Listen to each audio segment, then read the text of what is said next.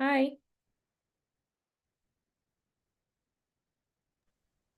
Hi, Evelyn. How are you? Hi. Hello, hello. Hi, can you hear me? Yes, Yes, we can please. hear you. Hi, Evelyn. We can hear Hi. you. How are you? Yes. All right. I think let's give everybody another 2 to 3 minutes to join, and then we'll begin.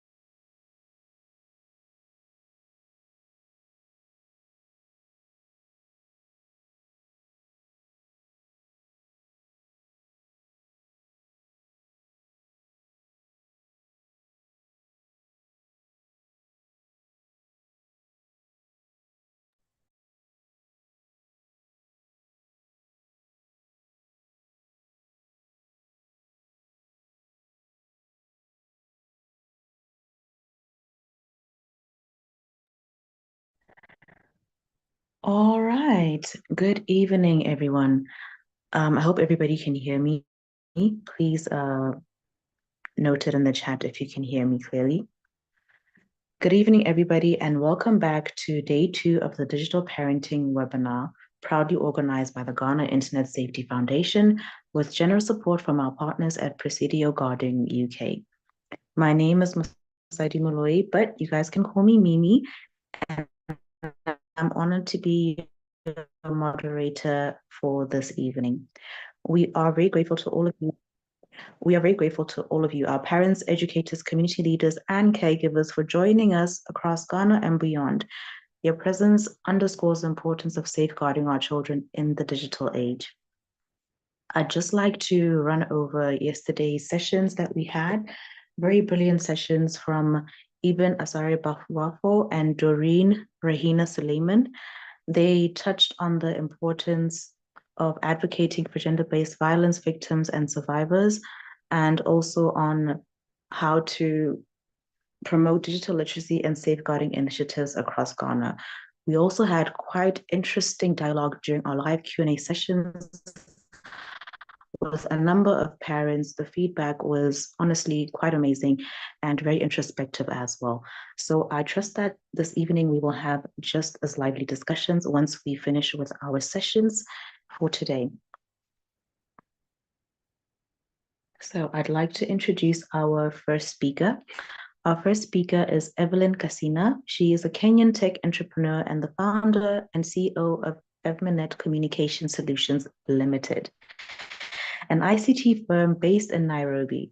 As a family IT consultant, she specializes in digital literacy and cybersecurity, focusing on educating children, parents, and educators on creating safe digital environments. Evelyn is also a digital learning leader and a trust and safety practitioner dedicated to promoting responsible global digital citizenship and fostering an inclusive digital future. In addition to her role at Evmanet, she serves as a part-time lecturer at Riara University. Her commitment to online safety and digital well-being is evident through her participation in various conferences and initiatives aimed at protecting children in the digital age. Evelyn is also the host of the Digital Parenting with Evelyn Kasina podcast. I hope you'll drop us a link there, where she equips parents, guardians, and educators with the tools to support children's online experiences and promote digital well-being. Evelyn, welcome. It's such a pleasure to have you here with us this evening. Thank you so much. Thank you as well. I hope I'm audible enough. Am I audible? Yes, you're very audible. Yes, Thank I you. trust that the rest of our participants can hear you. Yes. All right. So I'm going to hand it on over to you. Yeah, the stage is all yours. Thank you so much. And I feel like I missed a little part of yesterday's session. I hope you can share the recording so that I can also get a wealth of the information that was shared. Today, thank you very much. So I'm going to be taking us through a session. Hopefully it will not stress parents. Sometimes I'm told I stress parents. I give them high blood pressure, but it's not intentional. It's all with love. My aim normally is to just make sure that parents have the right tools and skills to support their children through their online experiences. And so I was tasked with this topic of digital parenting strategies, just a few things that we can do at home, but also understanding the whole ecosystem of the child and how they participate in different environments. And so I will be taking us through healthy habits, a little bit of red flags, and then encouraging open conversations in regards to children. And one of the things that I like to do is just segment, the topics, because as a parent or as an educator, first as parents being the primary source of influence for our children, our role is in the house. It's a lot of behind the scene conversations as opposed to online conversations. And we realize as parents or guardians, we really don't spend a lot of time, even if we wanted, with our children. They do spend their time and energies in other spaces. So, but at home is where manners are taught, home is where values are instilled, at home is where there's a lot of parenting with grace. So when they do fall off the wagon, we bring them back into it. Sometimes those are the very difficult things for us to do, especially when we don't understand how to do it. So hopefully throughout this whole session, you will get a few things that you can use in regards to bringing them back, the ones who have fallen off, and again, parenting them with a lot of grace and dropping guilt, but also the ones who are getting onto the online space. Hopefully, you will have the right tools to start guiding them on the right path. Yeah. One of the things I love to encourage parents, but also to make them feel at ease, is that the day you give back to your child, nobody gave you a manual. So there's really no manual at all. In terms of parenting, what we can do is apply different strategies. What works, we keep it. What doesn't work, we drop it, because our children are different. And also our environment and our circumstances are also different. So as we go through this session, please have an open mind. And if you feel guilty for something I say, drop the guilt as we continue. So I'm going to take us through understanding the child's ecosystem. So we just explore how that looks like.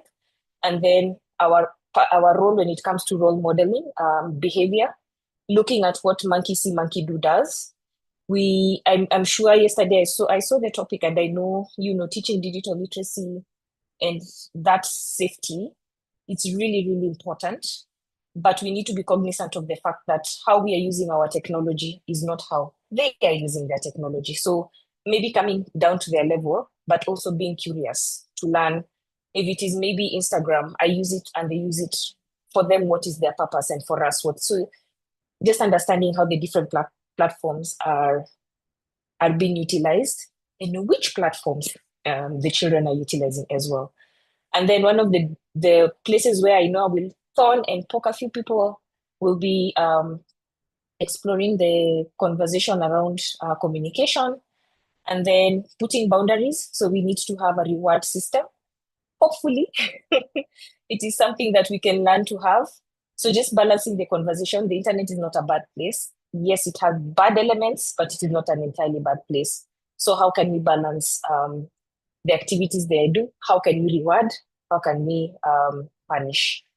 And then co-creating a family plan, again, with the different children and how they're using tech and our different circumstances, depending on what we have and where we are sending them to. Okay. The ecosystem of the child really looks like this. This is what I used to teach. So you find your child is at the middle.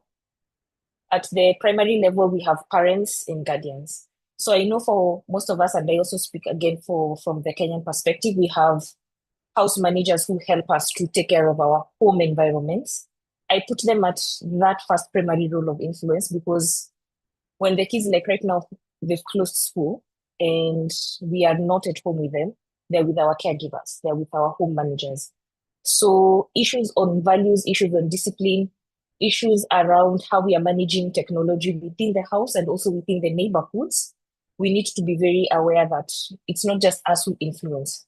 So the primary being our immediate family, our extended family, and then also caregivers. If you have a driver, if you have people who work within the home, they fall under that level. So one of the things I love to ask, and if you're writing notes, please do write the notes, is who has access to my child at home?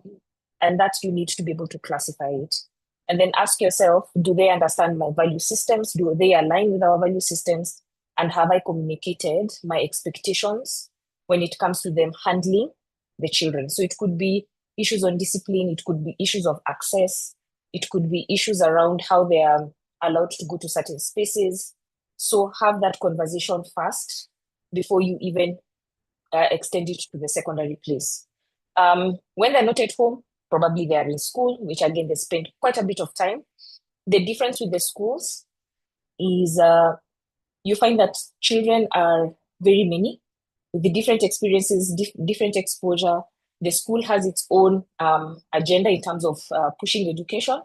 And so your child is not singled out in any incidents because they're either too good or being problematic. So within the school system, I always encourage parents that once you have chosen a school that you want your child to go to, or even a club, because clubs also come under this sector, asking the school, do they have policies when it comes to the computers? That do they have best practice? Are their teachers trained on child safeguarding, for instance?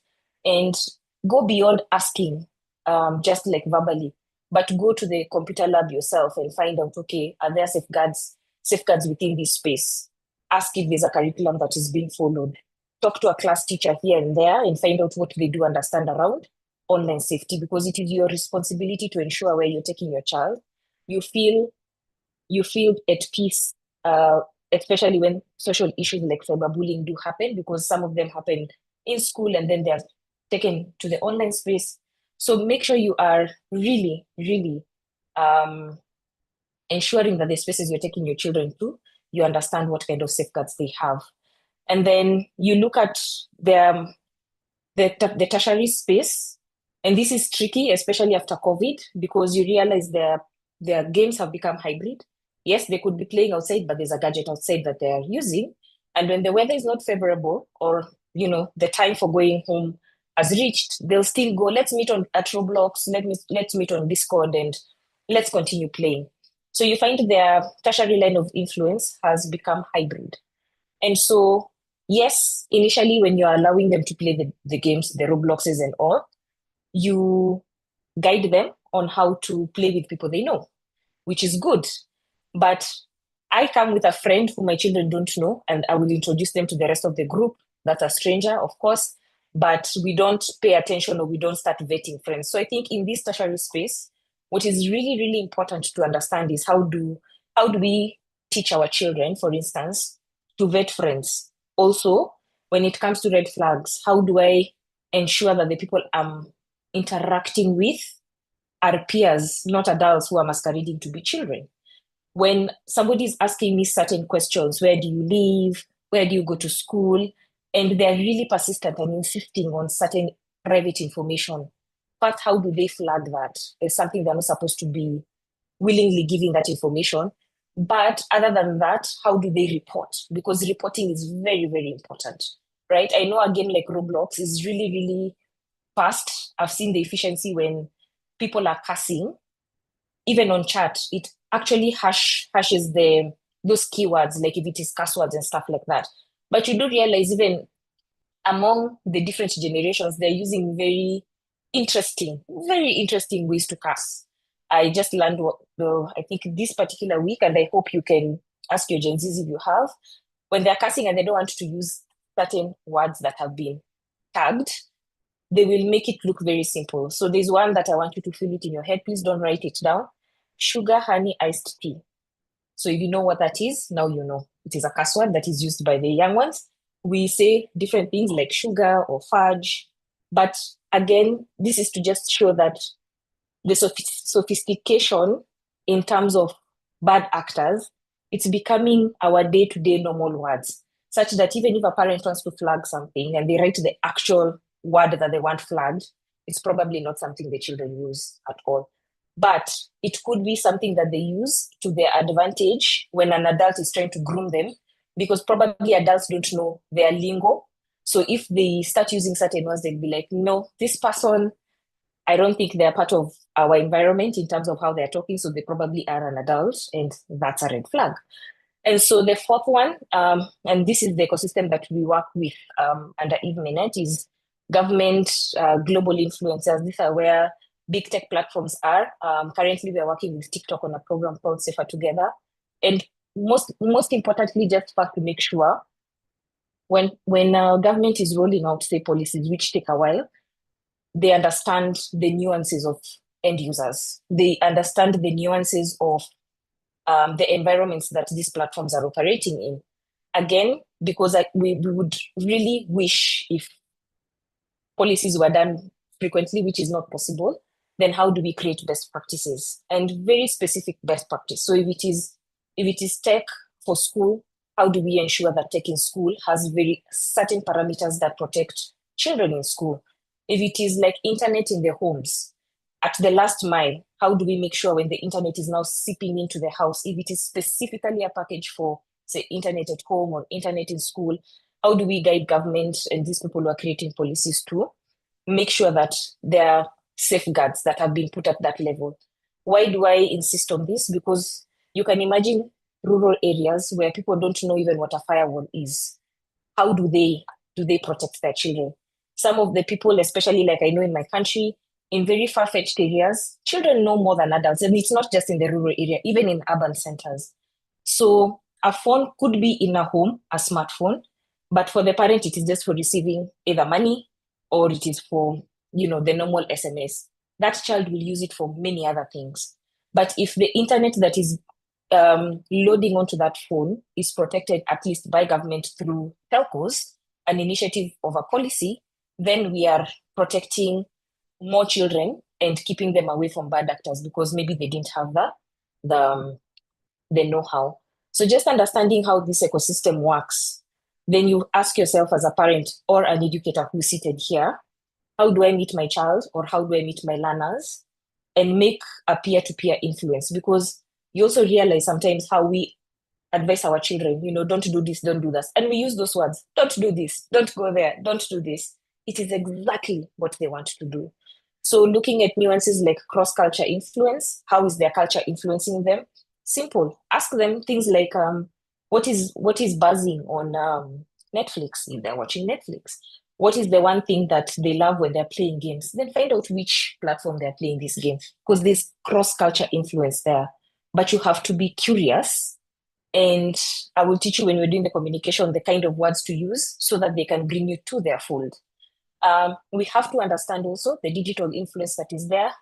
Then again, artificial intelligence and emotional intelligence. And I know this is really emerging, but those are the spaces where we need to find ourselves. All right. So parents need to role model behavior. Why is this important? Monkey see, monkey do. I'll give you very simple examples. When you feel your child is on their gadget for a very extended time, you really don't know what they're doing, but you're bothered about the time aspect. I want to ask you how often you are on your phone yourself. And if you find that there's a, you feel agitated and you have palpitations and your phone is running out of juice, or even when you're going to the bathroom or you're eating, you're constantly on your phone, guess where they're getting that behavior from?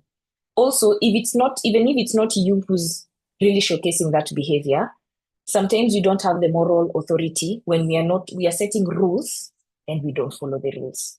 So your child will actually push back and say, when you say like, we cannot eat with our phones and in the dining table, you're constantly on your phone. So they will push back. And when they find resistance, what will happen? They'll come with their phones to the table or their gadgets. And then you'll start having a moral dilemma because they're doing what you're doing. And they want to show you, you can't tell us to do this, yet you're doing the same thing.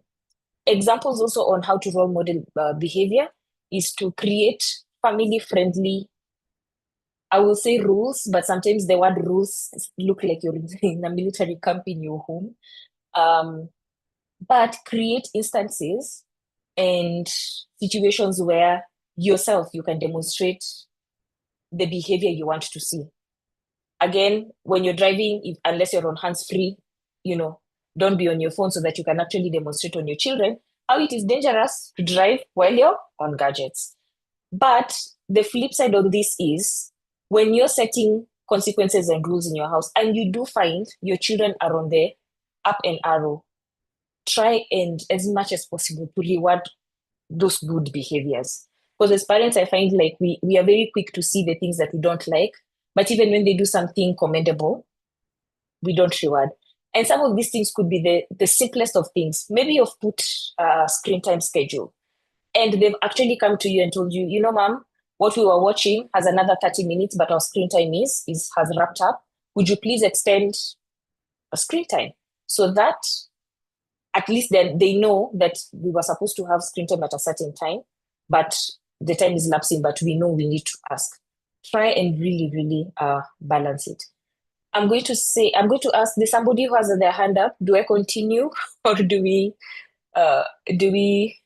please guide me? I don't know how we need to take this.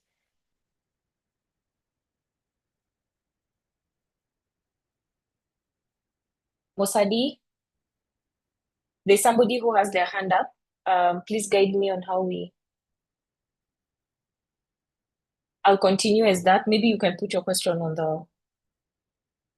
on the chat if possible. Okay. We need to teach our children online safety and digital literacy. That is not a thing that needs to just be taught in school. Even at home, try as much as possible to watch some of these documentaries. Like, I know The Social Dilemma is something really good, but you have to balance the discussion, obviously, because algorithms are not only bad, they could have algorithms that are good. I'll give an example. TikTok just launched a STEM feature, and when they're learning certain things, those algorithms are not entirely bad because they are using that platform for education purposes. Obviously, balance it with privacy, depending on the age and the level of your child, right? So I always say, meet your child at their level, because then you seek to understand them so that they can understand you. Why is that important?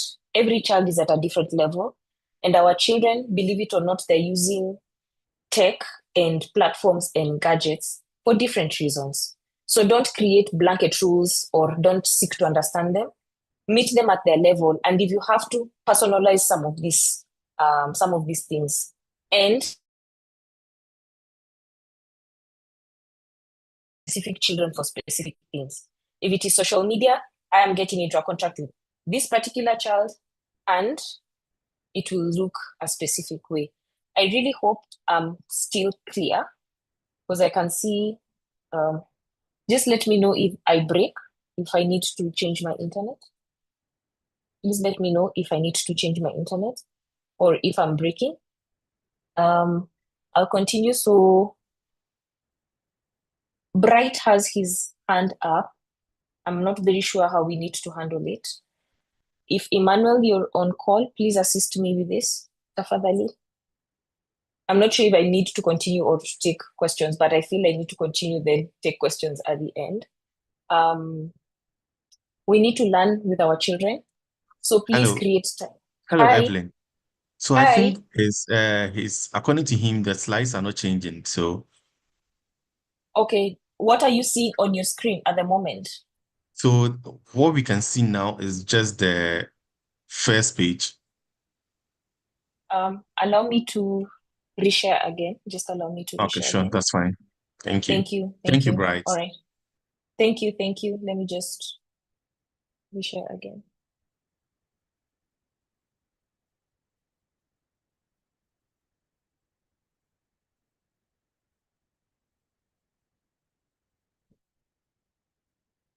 Okay. I'm sorry for that.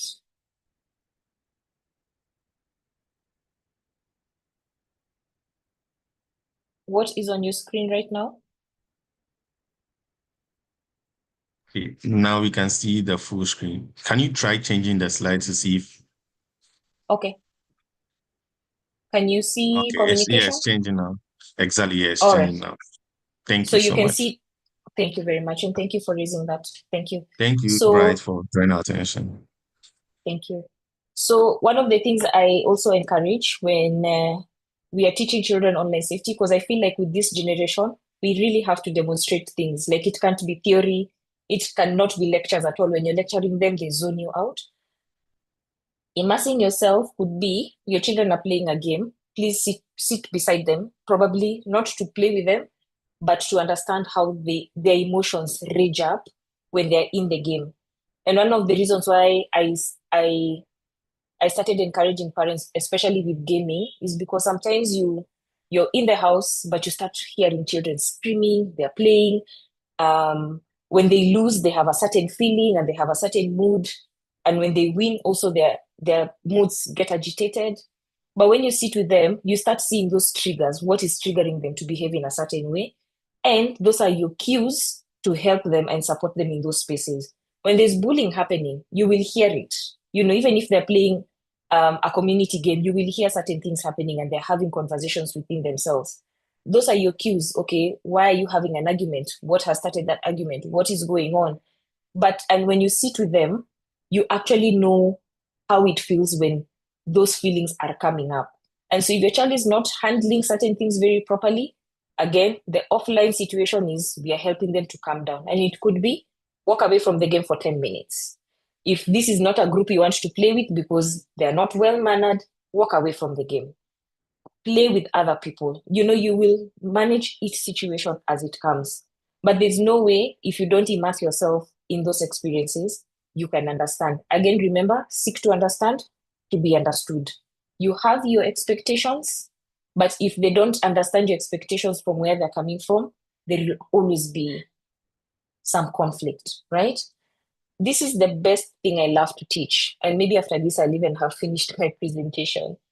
So communication is important. Why? Without communication, there's nothing that is being pushed across. But how we communicate, I know for all the adults seated here, there's maybe one or two things that you will never want to see. Either your child creating pornographic content or your child consuming pornographic content, right? How we communicate that desire or that expectation makes and breaks everything. So I teach this tool called Rose, Buds, and Thorns. What Rose, Buds, and Thorns does, it breaks and evens out every communication.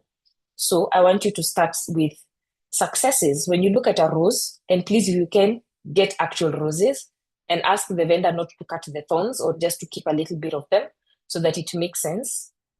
And have this as an informal kind of setup when you're having your meal, just before your movie night. And don't say, I want us to do, just like, I want us to try an activity and see how it goes. Don't make it very official so that people don't come with their guards up. So success would be the petals. So you will pick a petal, depending on everybody in the house, and I will use Emmanuel, and I know Jane is in the call, so I will use those two people as an example. So Emmanuel is my son, and Jane is my daughter. So as I'm doing the petal, I'll tell Emmanuel, thank you very much for clearing the table after breakfast today. Nobody asked you to do it, but thank you for being part of the family and helping out with the house chores. And I'll give Emmanuel a petal. I'll get another petal and tell Jane, thank you very much for helping out with the homework, helping your sibling with the homework yesterday. That was very commendable. What this tells everybody in the house, but especially your children, is that you notice even the good things they do. And there's a reward for the good things they do.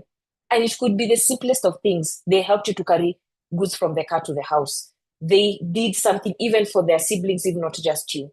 So everybody within the house will go around giving each other petals. The first maybe 1 or 2 sessions you do with this, mummies always get the less, actually maybe 1 or 2 petals, but many thorns. But it's okay, just brace yourself because this is also a form of feedback. Then you finish the roses, the petals, we go to the thorns. Obviously, a rose is really nice, it smells really nice, but it has thorns that can actually cause pain. So this is where mothers get the most. I think for my first 2 ones, I got the most thorns in my house. And the thorn will be, I thorn you, mommy, because you made a promise and you did not keep it. I thorn you because the other day you told us we are going to have extended screen time, but when you were feeling sleepy, you said everybody needs to go to bed. And everybody will thorn you for 1 or 2 things. And it's not just screen time, but it could be a variety of things. This is where daddies get less thorns, they get more roses, right? But it's good. You're taking feedback, you could record this because maybe it will be difficult to take notes. If you can take notes, it's fine. Now, when you get the thorns, this is what you will change to buds, because a bud is something that when taken care of very proper, nicely, it then becomes a good petal. So the buds is what we say, what can we do better, right? So the rose, let me start, what is going well? The thorns, what is not going well? The bud here, when nurtured properly, is what we can do better. So I was told, I was given a thorn and I was told, you know what? You actually made a promise and you did not deliver on it. You've been postponing, you've been saying this and this and that, and I'm thorning you for that. Take cognizance of your child's feeling, because what are they telling you? You have to be consistent. And even if things are not working according to schedule, communicate. We were supposed to go out for ice cream today. The weather is bad, or I am having a headache, or I'm going for a meeting. Can we reschedule? You're communicating. Guys, tomorrow we have a busy day. Our screen time is going to reduce or end earlier than we normally do because we have to sleep and wake up tomorrow for tomorrow's activities. You're communicating. You're not just saying, hey, I need to go to sleep. I'm tired. All gadgets off, go to sleep. That there's a difference. You're still wanting them to go to sleep, but how you communicate makes a big difference. Also, you will take advantage of the birds to also tell your children what you expect of them. It could be something they did and they didn't understand the ramifications of it. Probably they were outside taking photos and videos and they had very key information in the frames of that video and they posted it online. It could be a privacy issue. So respectfully start telling them, this is how you use emojis, this is how you blur out stuff, this is how you bring in the issues of consent. You're using that bad to actually start changing behavior. Again, please realize, don't bring up things that you yourself are not willing to stick on them, especially if you're going to put any consequence to anything that you bring through this conversation. Make sure you're willing. If you say, I am going to take people's gadgets away if they misbehave, when they do misbehave, take those gadgets away. It shows consistency so that at least what you're saying is not counteracted by the other things. This I will make sure that you have. I hope, Emmanuel, you can send, and I think this is being recorded, so you will have to go through these nuances a little deeper because today we are going to glance through them. This is how our children are talking. I think as millennials, we are using acronyms, If you know, BRB, BTW. Yes, they're using some of those, but a little less. And they're using more emojis. And they can actually be gossiping about you, literally, when you're even snooping on their phones, because they're like, my parents don't know what I'm saying. And so if you just look at some of these things, octopus means cuddles, cherries, a female's breast, peaches, and all this kind of. So you have to look at this and just understand that right now, if you see an eggplant or a banana in a conversation, could not probably be a fruit or a vegetable. It could be something else depending on the context of what is being discussed by your children. Again, let me add, or let me put a caution on this. When you do realize that your children are using some of these things, please don't bash them. You want to be in their fold and you want them to understand the importance of their digital footprint. So should you find some of these things, in their conversations, use them to your advantage to teach them something that will support their online well-being. Because if you start punishing them, they start creating ways to hide these things from you, and that is counterproductive. So yes, are you posting some of these things? Okay, what does it mean for your footprint? If somebody takes a screenshot and they go and edit it, and then they come and start doing other things and saying that you did this and that, are you seeing how that would be a little bit problematic? Help them to see how situations and scenarios can change and act against their well-being. So again, please use these things with caution. And if you don't have, I call them shock absorbers, good shock absorbers, please don't snoop in your children's phone. This is where I'll say, if you have to trust them blindly, trust them blindly. But I know African mothers and fathers, trusting blindly is not our cup of tea. Okay, rewarding and co-creating a family media plan. There's something one of my friends called Jennifer here in Kenya loves to say, child participation. This is not the era where my eyes just signal to you that you're doing the wrong thing and you need to drop what you're doing immediately. Our parents did that. They got away with it. This generation is not taking any of that. If we have to create a family media plan, please bring those children on the table. What will that help them? It will help them be part of the conversation. It will help them be part of the rules that are being made. And it will bring accountability to the house. Because if it's about checks and balances, when everybody is in agreement, then there's accountability. There are certain things that you would put in, maybe the family plan, some that you will not know happen. And when they are in that conversation, believe you me, it actually brings a wealth of information, because they'll be like, you want to create tech-free zones. Maybe for you, it is just toilet, bedroom, dining table. Maybe they have other spaces where you had not considered should be tech-free. When they're in there, they tell you. Device curfews, when somebody is sneaking a phone, if there's accountability, a sibling will come. First, put them in check. And if they're not hearing any of it, they will tell the parents. So try and bring them to the table. However, let them understand where you're coming from, but also listen from them so that you can create a balance. This is especially for the family plan.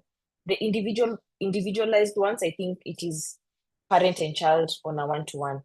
But have a conversation, especially on screen time. I like to encourage parents not to look at the time frame per se. Like, don't be fixated on 5 hours, 2 hours. You know, WHO said children under 5 should have only 30 minutes of co-viewing. You know, yes, it is advisable. However, try and switch this conversation to the content they're consuming. Because I can assure you for free, if you ever found your child watching, say, the worst porn, you know, those trans porns and whatever it is, even 2 minutes of watching that stuff can be detrimental. It doesn't need to be 10 hours. It doesn't need to be an hour. Even just that limited time of them watching unhealthy content could actually be detrimental to them. Focus a little bit more on the content they're consuming. How we teach them, which I want you to also adapt this, is especially when they've closed school, because I know this Easter moment they've closed school. If you have to go use your gadget, that could be the TV or your phones. Have they done their chores since they woke up in the morning? You don't need to find a child at 1 p.m. in their PJs, because I mean, why are they in their PJs? It means that they've not done their chores. Brush their teeth, have breakfast, spread your bed, like do your chores, and those have to be written clearly and understood. If they have to be on their gadgets, what kind of screen time is it? Is it passive screen time where they're just there watching Netflix, or it's YouTube, it's one-way conversation, it's just them zooming and doom scrolling? Maybe do that towards the end of the day. In the morning, do something that has some collaboration, probably like chess, they're learning something, a skill, they're coding, you know, create those spaces depending on what they love to do. Then put physical breaks, go outside, play, interact with a human being, help out within the house if those activities are available. Let their breaks have a physical activity that gets them out of their gadget. Then towards the end of the day, they can do the doom scrolling, but also really, you know, have that balance. And I say with the doom scrolling, have a cutoff point where you say, you know, people have closed school, so 10 o'clock. So if 10 o'clock is our cutoff time, then 1 hour before 10 o'clock, people need to be off their gadgets because of reducing the blue screen, which means at 9 p.m., people need to be off their gadgets. What does that mean? Whatever you choose to watch has to be within that time frame. What are you doing? Giving them an opportunity to test integrity. You cannot test integrity when you don't give people that opportunity. You tell them you have 2 hours. What you decide to do with it is your business. However, at 9 o'clock, we need to cut off if you're going to do other things within the house, so that at 10 you can go to sleep. Now, that really helps you so that the children get to know, even when our parents are not around, if this is what we have agreed to, this is how we are going to stick to it. That's how you bring accountability also in the fold. Then, of course, create tech-free zones or screen-free zones, unless maybe there's a parent or a member of the family who is not physically with you and they need to join online. At least you can have those extensions or those provisions for them. During the week, how are they using their gadgets, especially during school time? When it is during the holiday, what kind of leniency are we bringing? Again, you will realize there is no manual, as I said in the beginning. This has to be family-to-family planning, and you have to have your children in that discussion table. When it comes to the quality of content, if it is a family viewing, I recommend using Common Sense Media to see this movie that we have decided to watch as a family. Is the youngest person in the home, according to maybe Common Sense Media or another reviewing platform, are they allowed to be there because maybe of age, because of the theme? Does this movie actually align with our family values? Have that conversation, but also teach them how to pre-screen content. Please try out Common Sense Media. There's another one called Plugged In, I believe. Those two, at least they give you a very balanced kind of review, what parents are saying, what teenagers are saying, but also what the themes of those movies are. Then, if they're watching individualized content, also please help them to subject these things to review. If it is possible for the younger ones for you to co-view, because maybe some things will not be put in that platform for content curation, please try and co-view some content with them for you to be able to, okay, I'm comfortable, my child can watch this, it is fine. If they have any red flags, teach them how to say, that made me feel ill, that made me feel scared. So that if it is something that you need to address based on what they watched, you can go back, see it, and have a discussion around it. Of course, with sleep time, I have talked about that. So please, within this conversation, bring the children to the table, but also make sure that your expectations are balanced. Avoid using words like, I'm your mother, I said it, I'm your father, I said it, this is the end of this discussion, I'm not budging on this. You could still have hard stance.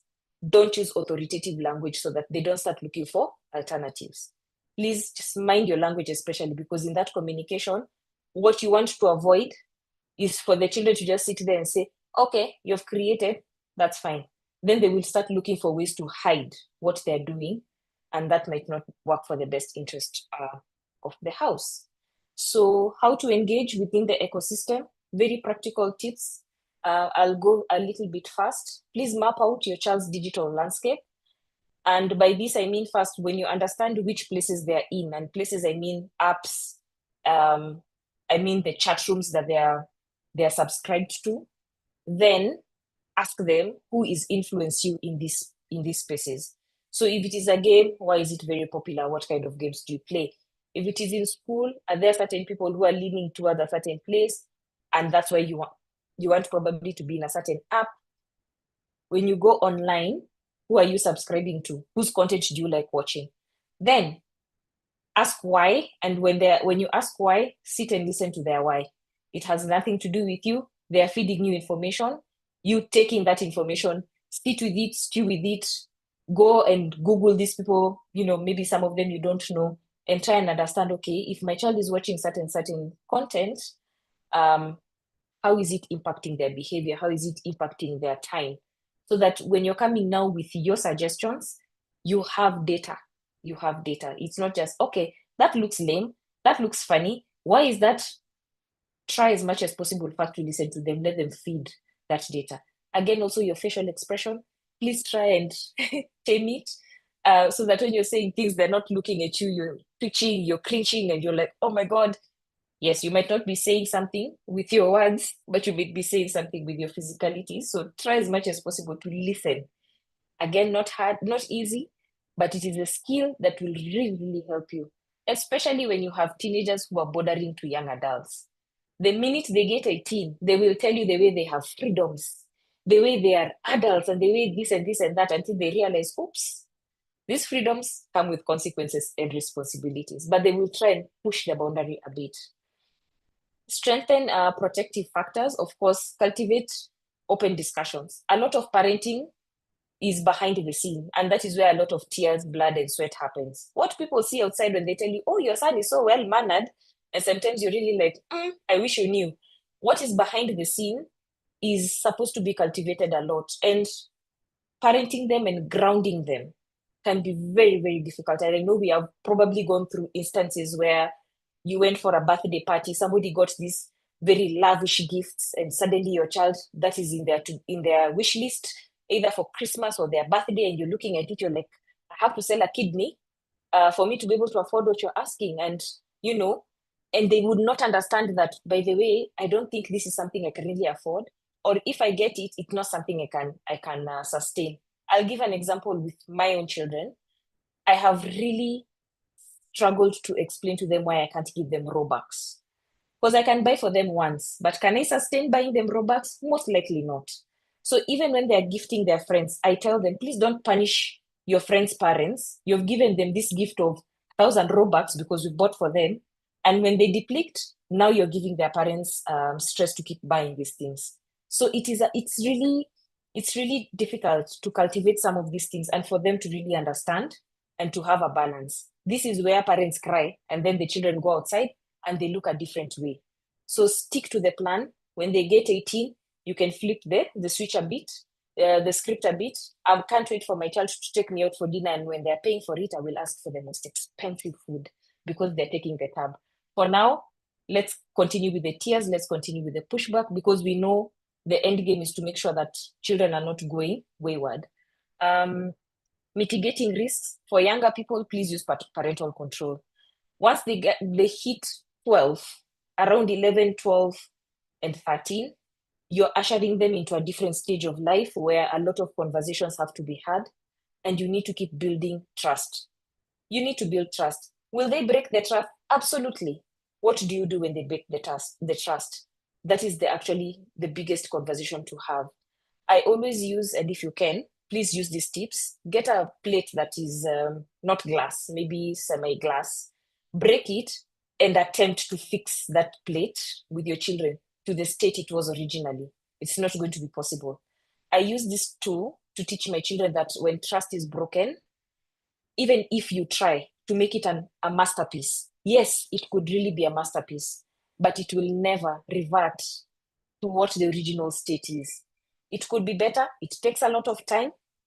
It takes a lot of believing. It takes a lot of mistrusting and trying to get to that point, but it will never be the same. So when you're teaching them very practical things, especially when you're building their confidence, building their resilience, try and use those practical tools. Just break that plate, use glue, use cell tape, whatever it is, and try as much as possible to even make that masterpiece. It would come out actually really, really good. If you put liquid, it will probably not hold. So just try that. Remember, conversations, especially for parents, even educators, should always be value-based. Some things are acceptable, but do they align with our values? Some things are acceptable, but do they align with our values? Sometimes you could be saying no to your child, but you meant not now. Please try and be expanding that conversation. Mommy, can I get a PS5?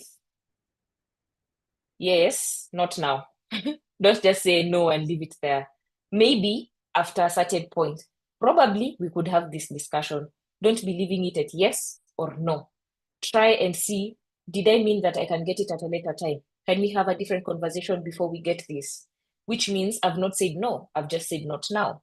Again, your words really, really matter. Then we need to teach our children to self-regulate. And sometimes self-regulating could be, we have this generation of people who want things instantaneously. So when you're teaching them patience, it has to be painful. I do teach this to my daughter, and sometimes she wants something very urgently. She cannot wait. And when she asks me, I just look at her and ask, is that an emergency? She tells me no. I tell her it has to wait. And she has to sit and wait it out.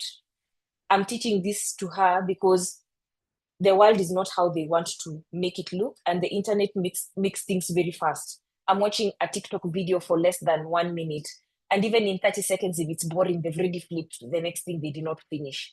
Committing to certain things, start to end. Patience, because it has to be a skill that they balance offline so that they can actually translate it online. The reason I bring this up, because as an educator, especially in university, I'm also seeing young adults really not having the patience to do research. They're just putting their queries on ChatGPT, whatever ChatGPT regurgitates, they copy and paste it. They don't remove the asterisks, they don't make that work their own, they've not read it through, because they're like, you know what, I don't have the time. I just need to submit this assignment, move on swiftly. So if we don't start teaching them certain skills early, when they get to that point, they really, really, really struggle. So let's just be a little patient with them. I know they want things fast. If we can slow them down a bit, that would be good. I'm going to leave this there for a minute, and I need you to just read for yourself what is in the middle. Adult phones are not for children's eyes. Adult phones are not for children's eyes. It's given, not everybody can buy a phone or a gadget for their child. It is okay. However, if your gadget as a parent is going to be used by a child, by the time you're handing that gadget to your child, log off from your platforms, especially your social media, even your emails for security, log off. Allow them to go onto your platform with their own accounts, which should be maybe perhaps private by default. And what do I mean? If a child is between, say, the age of 13 and 16, 17, thereabout, when they sign up for accounts and they put their right ages, it is private by default, which means they don't get access to certain things. The danger we are tired, we want to do certain things, we just hand them our phones, and then we start complaining our children are watching age inappropriate content on platforms. If you give your child your phone with your accounts logged in, you're the one who is making them access adult experiences because they are accessing your account, which is an adult account. Again, sometimes we are in these very many groups where people send us very curious information. Then probably a day or so ago, you told your child, oh, you cannot be watching porn. You cannot be watching such kind of content. They find it in your phone.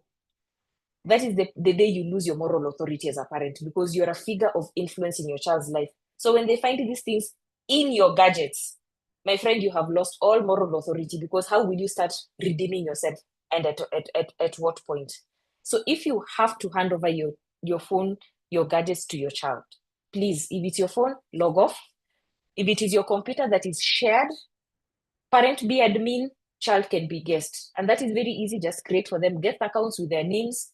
Their guest accounts don't have admin privileges, but they can come into that computer, log into the account, use it, finish, move on swiftly. Okay? Be the change you want to see in the world. That is, model the behavior you want to see. Especially parents, when you start saying, oh, you cannot go to the toilet with your phones, and you're there 1 hour later, you're still doom scrolling. Surely, what do you expect? All right? Do not seek to be your child's friend. You are their parent. Be their parent. I always say this, and I know people have conflict with that particular statement, but I want you to consider this. Friendship has its own parameters of responsibilities and expectations. There are things I would love to tell my friend, oh, that hairstyle doesn't really look good on you. But maybe somebody else told them who they love or somebody they respect told them that hairstyle really works on them, it looks good on them, and it becomes conflict. So sometimes I want to bite my tongue on certain things with my friends, and you cannot afford to be somebody who bites their tongue when it comes to your children. Safety or not, you cannot afford to bite your tongue when it comes to matters safeguarding or otherwise with your children. When they need tough love, you cannot be their friend when they need tough love, right? Yes, you can hug them after a very tough conversation. You can cry with them. You can hold space for them. It's fine, but you have to be their parent. Don't seek to be their friend. Okay, they are 25, 35, 50, or, thereabout. At that point, they can be your friend because, they're also coming to you with a different kind of needs. But as long as they're below around 23, 18, but even push it a little bit to campus, please do not seek to be your child's friend. Just be their parent, full stop. All right? Be vulnerable with your children. Show them you are human and you can actually struggle with technology just like them. For us, especially because some of the platforms that are coming, unless you're a techie, they bypass you. Even me, who's a techie, sometimes my people come and tell me this is happening on a certain platform, and I'm like, oh, well, I can't keep up. Being vulnerable means I tell my children, I'm also learning how this works. When I was growing up, we didn't have this. But if it is about lying, pushing boundaries, telling parents this, we did that, albeit not having technology. So be vulnerable with your children. Let them know if it is screen time, you're also struggling to put your phone down. And if you know how hard that is, you have empathy when they're also struggling with their own screen time or even content. So share those moments, let them be light moments because not everything should really be stiff. And when they see that you're vulnerable, that even when you were a child, you did certain, misgivings, you lied to your parents, you pushed boundaries with the teachers here and there, they don't feel like they're crazy. However, even when there were consequences met on you, please share those things, laugh about it. I always laugh with my kids when I tell them how I was caught in a lie and then I was punished for that lie. I think maybe some of us here were beaten by neighbors because you did something stupid. They reported you to your parents, then you were beaten again. For some of us, we were beaten for the whole week. In fact, I remember one time my mom told me, I'm beating you for the mistakes of the future. I'm like, who said I'm going to make that mistake again? Maybe the devil will tempt you, but I'm beating you for the whole week.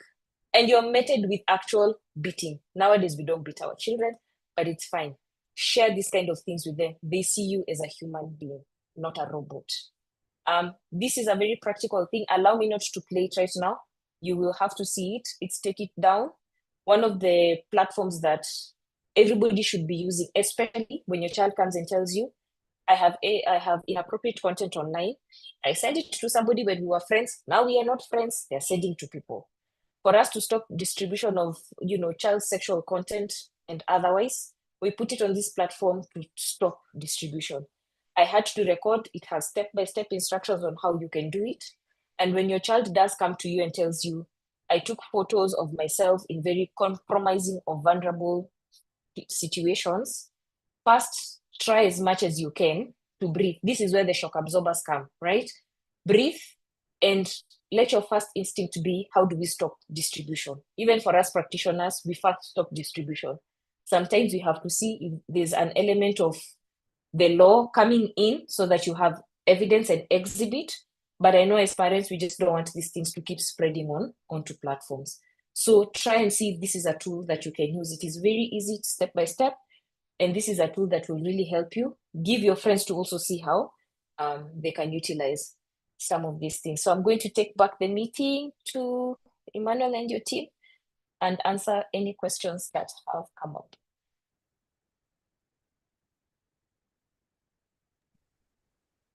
Any questions? Thank you that so have much, come up? Evelyn. Thank you so much, Evelyn.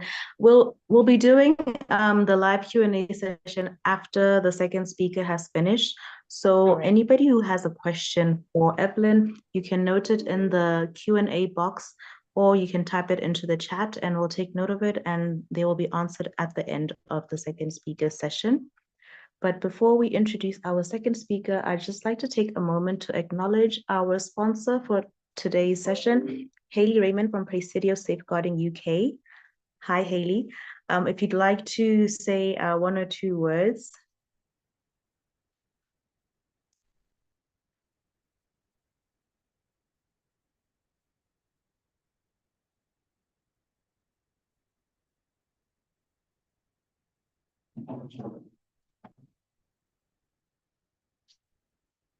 Hi, I don't know if you can hear me, but thank you so Hi, much. Haley, we can hear you.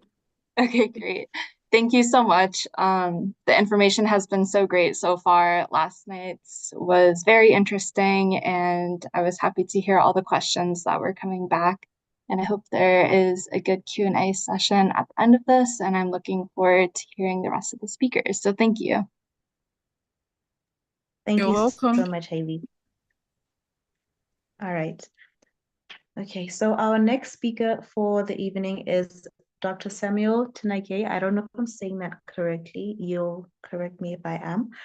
He's a Ghanaian optometrist, mental health advocate, a certified professional and emotional intelligence master coach, NLP master practitioner, author, and speaker. He serves as the director of Cyber Clinic and is recognized as a cyber trauma specialist. In his role as an author, Dr. Tinage has published several books, including Smart Money, It's All in the Mind, Understanding the Power of Your Mind, and Managing Stress. These works reflect his commitment to personal development and mental well-being. He is also known for his public speaking engagements, where he addresses topics related to mental health, personal development, and innovation. He has participated in events such as the Innovators Brain Session at Kumasi Connect. Beyond his professional endeavors, he's actively involved in community service. For over 17 years, he and his colleagues have organized initiatives to bring joy to children at the King Jesus Charity Home during the Christmas season. Through his multifaceted career, he continues to contribute significantly to the fields of eye care, mental health advocacy, coaching, and community development in Ghana. Dr. Samuel, the floor is yours. Okay, hello. Can everybody hear me? Yes, we can. Okay, so I think that I'm having some network challenges, so the video might not work, but is the audio clear? I can just go ahead. Yes, the audio is very clear. Okay. All right. So good evening, everyone.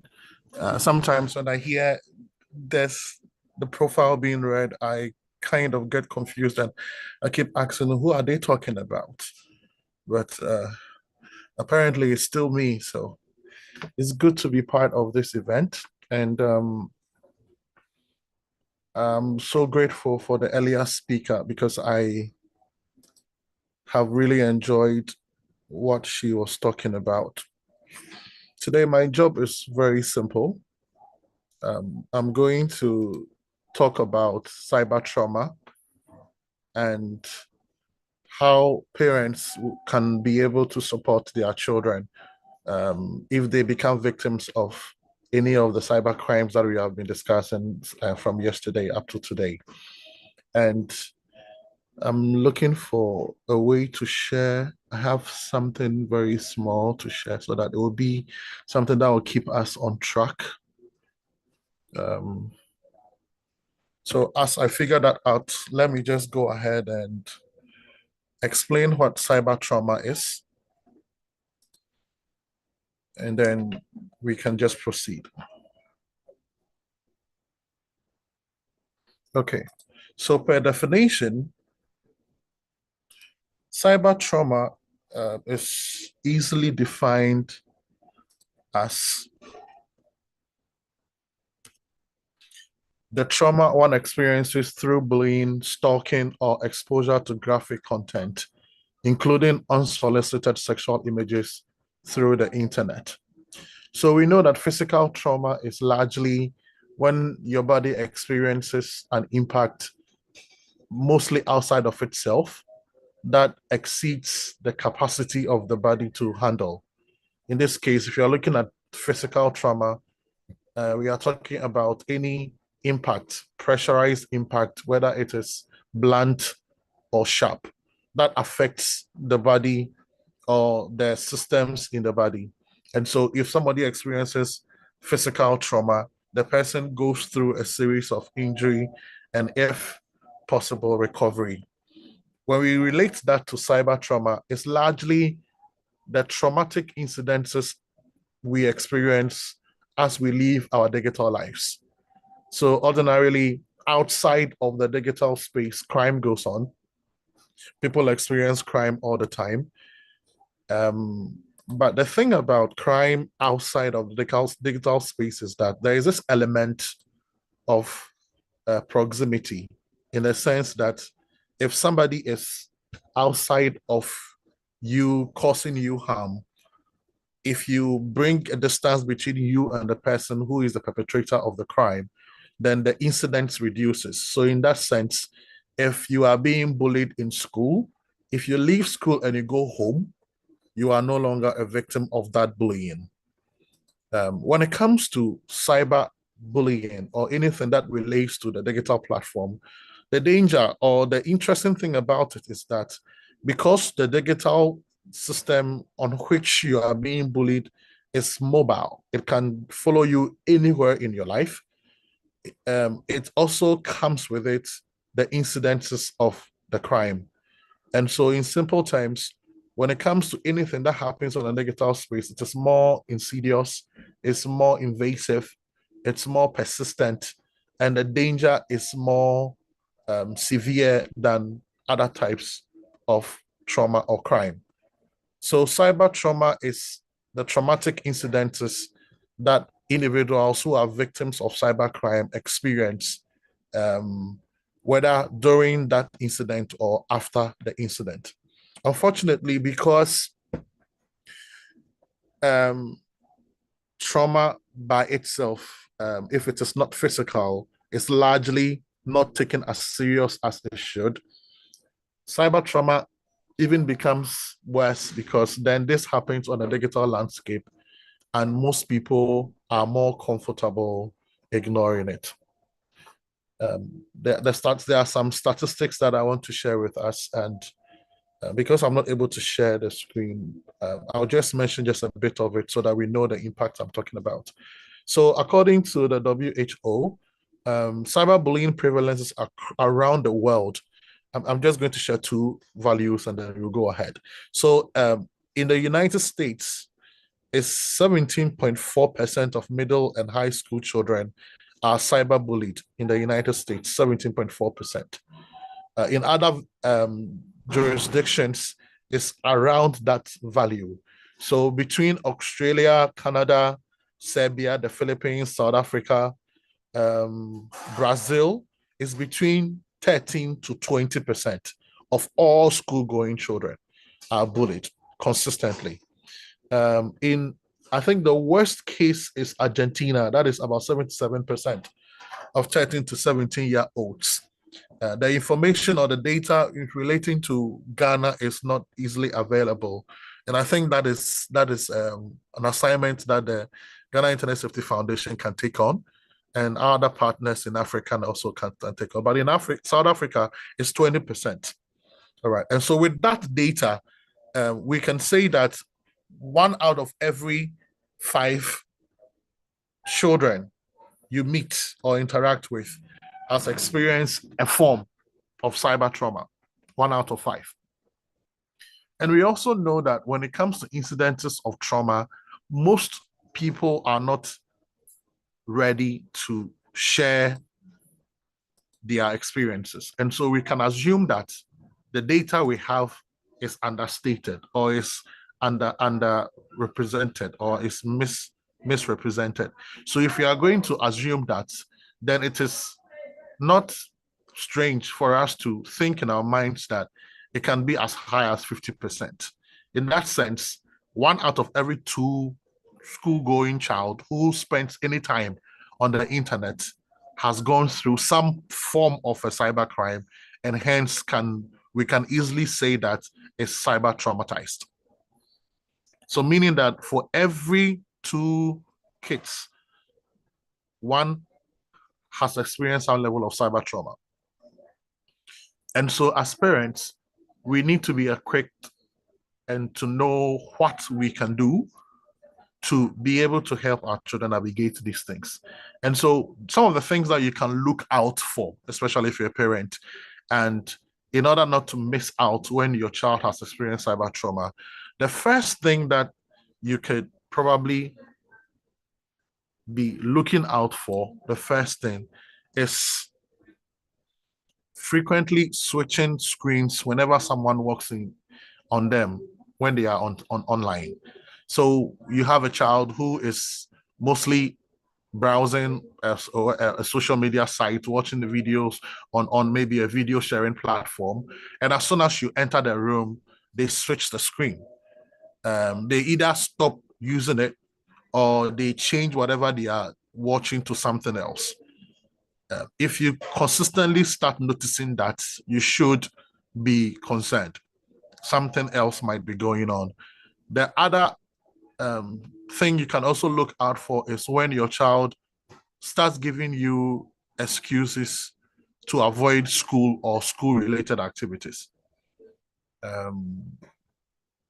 Apart from the usual laziness that we sometimes exhibit, if the child is necessarily avoiding school or school-related activities, you should be concerned. The other one too is an interesting thing is spending more or less time online.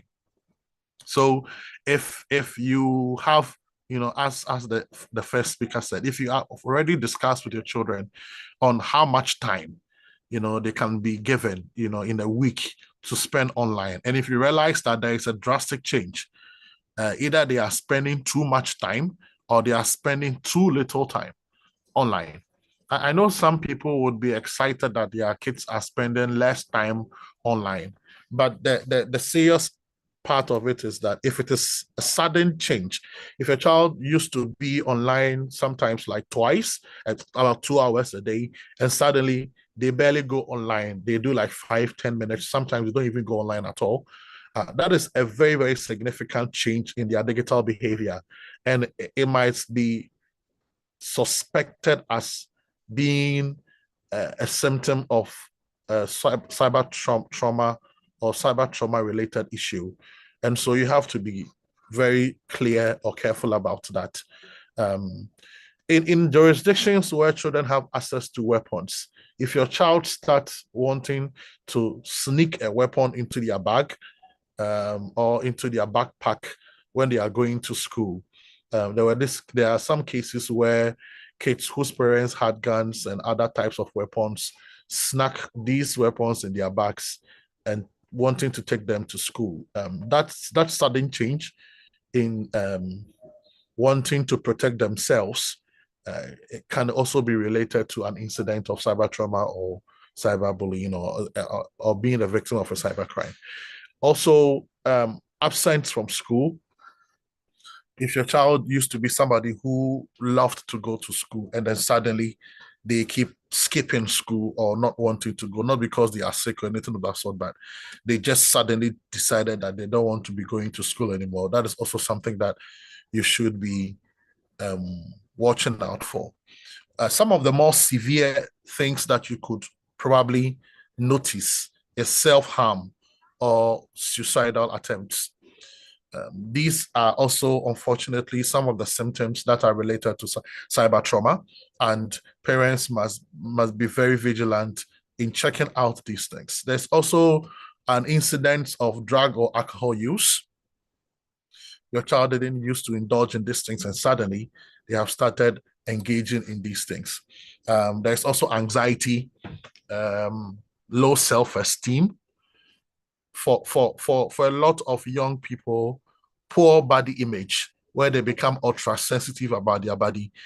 Sometimes it can be related to just puberty, but if you realize that this goes beyond just the ordinary self-awareness of teenagers, and that your child start having poor body image, it could be a result of a cyber traumatic event.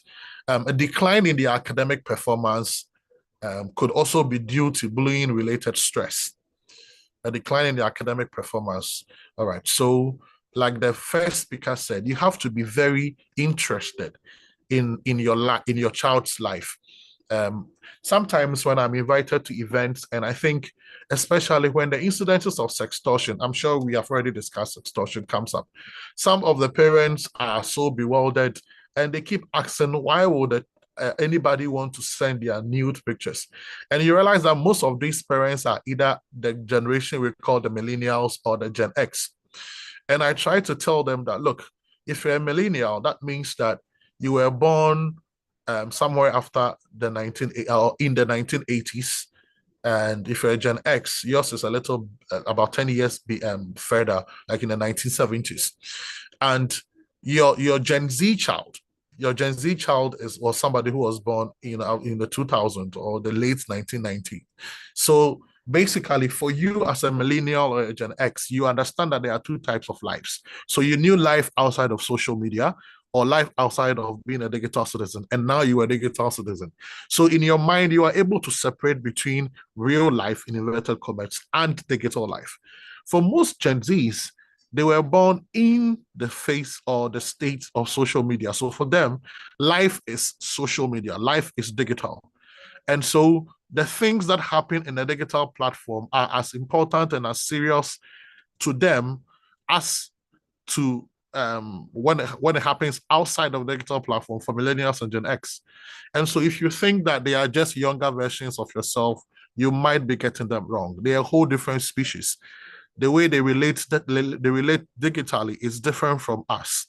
And so we need to understand them from that point of view. All right. And so if we are able to get to that point, then we are able to notice some of these, interesting changes, and then we are able to stay on top of issues. One other thing you should also notice that could be a sign of cyber trauma is low self-esteem. We've had that severally from people who have become victims of cyberbullying. And so one of the leading aspects in cyber trauma is Dr. Catherine Nips. And this is what she said in one of her writings. I want to read it so that we can take a notice of it. And this is what she said. She said, we are not as prepared as would be in real world to deal with what we encounter.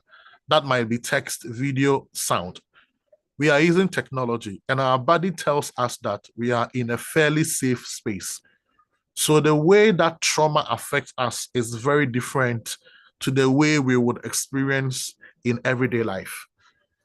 She's just talking about how invasive cyber trauma can be, especially since the vehicle on which, or the platform on which it gets to us is mobile. It can follow us anywhere in our lives. And because of that that capacity, it makes it even worse. You can't disconnect, you can't tune out. Most likely you will not be able to separate yourself from the source of the trauma unless you completely remove your whole life or delete your presence on a digital platform, which can also create other issues. And so as parents, we need to be careful. We need to be watching out. We need to be studying and looking and reading and understanding that cyber trauma exists, and that if you are not careful, you might miss the signs and the symptoms. All right, so enough of the doom and gloom. What can we do? After you've noticed any of these, what can you do as a parent? The first thing is to talk to your child. Anytime I say this thing, some people are they give me a response that, oh, I talk to my children, but I'm not able to get them to respond. Because you talk to them, you don't talk with them. Okay, talk with your child. From an empathetic point of view, be empathetic. Allow them to express themselves. Resist the urge to judge them based on your orientation. Resist the urge to judge their actions based on how you see the digital platform and how you are able to separate yourself from what happens on the digital platform. And so you need to be able to create an environment or a system in place that gives them the confidence to be able to approach you and talk to you about whatever it is that they are going through. All right. So communication is essential. Be interested in the digital life of your child. Be interested. Get to know what they are doing. Get to know what they are experiencing. Get to know who they are talking to. Who are they in conversations with? I always ask that when you have a child between 13 and 17 or 18, and a teenager, you would not be okay if the child comes to you and says that he or she has a 45-year-old friend, especially if the sexes are opposite. You will not be okay. But these kids or these teenagers accept friendships on social media all the time. And some of these people are old people who are disguising themselves as young people, who are perpetrators of crime, who are just there to trap or to groom them. And so you need to be interested in the digital life of your child. You need to understand what is going on with them and be able to help them as and when it's necessary. So the first one is to talk with your child. Talk with your child. The second one is to teach self-regulation. Teach self-regulation. And that is where resilience comes in, because largely you can up to a point control what your child encounters online, right? By implementing most of the things that our first speaker spoke about, you can, to a point, manage the content that your child experiences or that the teenager experiences online. But beyond that, everything lies on the person themselves, how they relate to that content, how they are able to construct their mindset in relation to whatever it is that they are experiencing. And so teaching self-regulation also comes in with smartphone usage management or digital management. All right. So self-regulation involves managing the time that you spend online, managing the people that you interact with online, managing the experiences that you have online, and knowing when and where to deregulate, knowing when and where to disconnect. All right. And so first of all, talk to your child. Second, or teach self-regulation.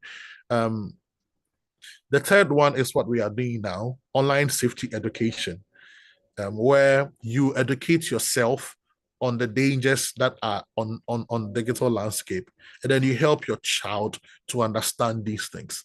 I keep saying that if your child understands that you are interested and they know that you know what is going on online and that you have a fair idea of the things that they might encounter or experience, talking with them, planning how they engage online becomes easier, because then you demonstrate that you are interested. You demonstrate that you are interested. The other one is to create a very strong support system at home. And this applies to both cyber trauma and physical trauma or psychological trauma. Because if you don't have that kind of support system, that kind of healthy network, then you are not able to help your child when they experiences cyber trauma. And so building a strong and healthy support system where there is a lot of open conversation, there's a lot of open vulnerability, where your child have confidence that if they talk to you about whatever they are going through online, they are not going to be met with harsh and sometimes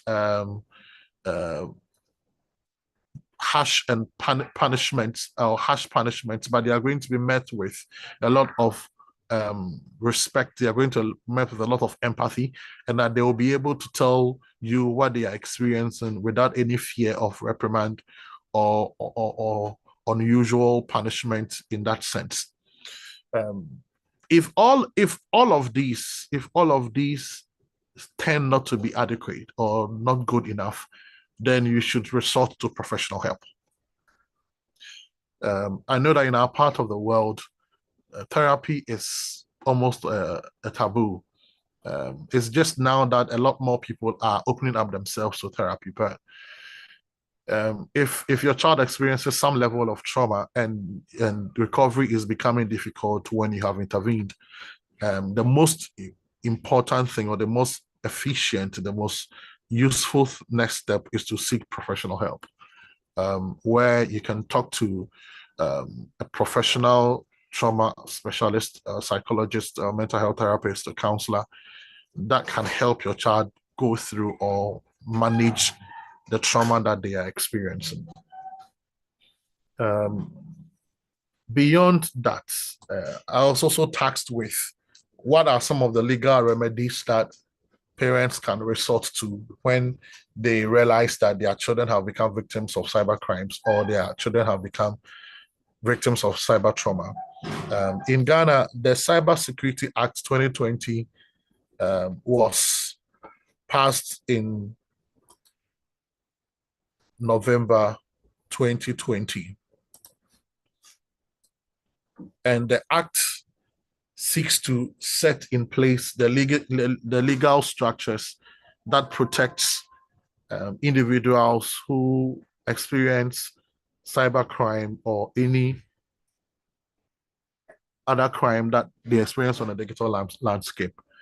The ones that we are going to focus on are largely the ones that protect children, and significantly, the one that talks about possession and sharing of sexually explicit or sexually themed images, videos, or texts that involves children. And in our work at the Ghana Internet Safety Foundation, especially in relation to sextortion, we've had a lot of success stories working with the cybercrime unit with the Ghana Police Service in helping individuals who become victims of sextortion. And I'm pretty sure we've gone through sextortion, but for the benefit of those who joined today, sextortion is when a perpetrator or an individual uses especially sexually themed or explicit images, videos, or texts to hold somebody at ransom, whether demanding financial compensation, whether threatening the individual's freedom, or whether asking the individual to perform certain acts in the sense that they will not experience the disgrace of having these explicit images shared on platforms.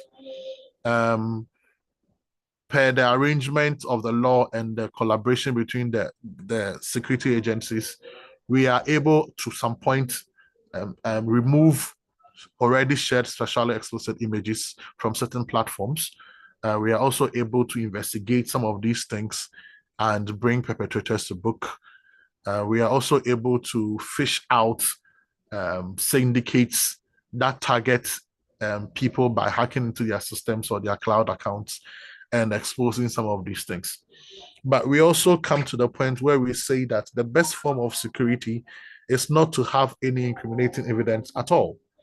And in that sense, and unfortunately, most of the cases that we've had to deal with are individuals who have taken their phones, perhaps maybe for repair or for whatever it is, and then having their data hacked and distributed to people who use it to extort them. So largely, the law is there to protect people who have become victims of such crimes, and it is effective. It's been working for the last 4 years.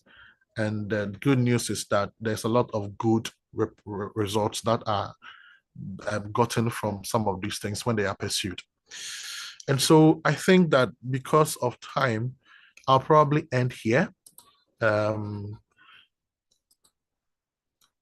And I hope I've been able to cover everything that I was given to cover. And so I'll probably end here. And if there are any questions in relation to cyber trauma and how to help children when they experience cyber trauma, or the legal remedies that are available for parents and other guardians when there is incidences of cybercrime, especially in relation to sextortion, I would be available to answer them. So thank you very much for the time. And I'll just hand over to the moderator. And then if there are any questions, I'll take them. Thank you. Thank you so much, Samuel. We really appreciate your presentation. It's now time for our open Q&A session. If there's anybody who'd like to ask a question, kindly raise your hand and I will allow you to unmute your mic so that you can speak. All right, we have a question from Ishmael. All right. All right, Okay. Ishmael, you can go ahead. Yeah, like you already said, my name is Ishmael, and I am a teacher. I teach in the senior high school, and I teach ICT. So most of the time, I get most of the students coming to me with, internet problem. That's the status of technology problem that they have. They come to me, and as part of the course, they were supposed to create emails and social media accounts. I don't know if it is ethically right for us to create the emails and the social media accounts with them, and then have a way that we can spy on the activities that they do. I don't know whether it is legally right for us to do that, so we can properly guide them. And there is a friend of mine who was, scammed. This one was actually scammed some huge money, and when he wanted to, partner with the police for them to help her out, I don't know if it falls under the topic you're talking about. They were charging a very huge amount of money. And I think, I don't know if there's any alternative me that she can, explore, because it's a fresh incident that she's going through. That's my question.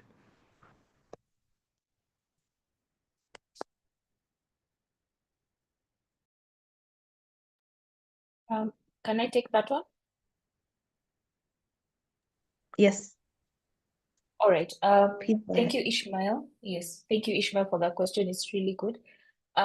You've mentioned that you are creating email accounts. Was it for school purposes? That is important to understand. And also, what was the purpose of the social media platform, so that you are able to separate the issues? Were they using social media for school activities, or were you creating for them their own personal emails so that they're able to create their own personal social media accounts?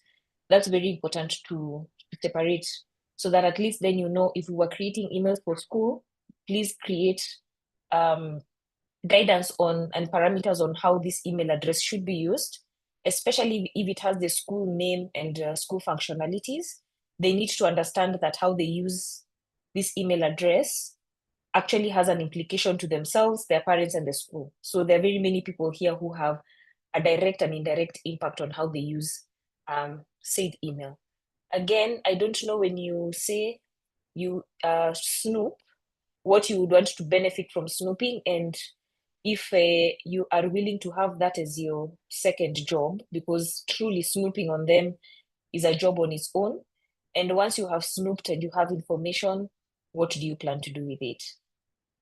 Build trust, as opposed to feel the nudge or the feeling of snooping, because once students, and especially teenagers, and you're teaching a senior school, once they realize that they're being snooped on, they feel like their privacy first is being violated.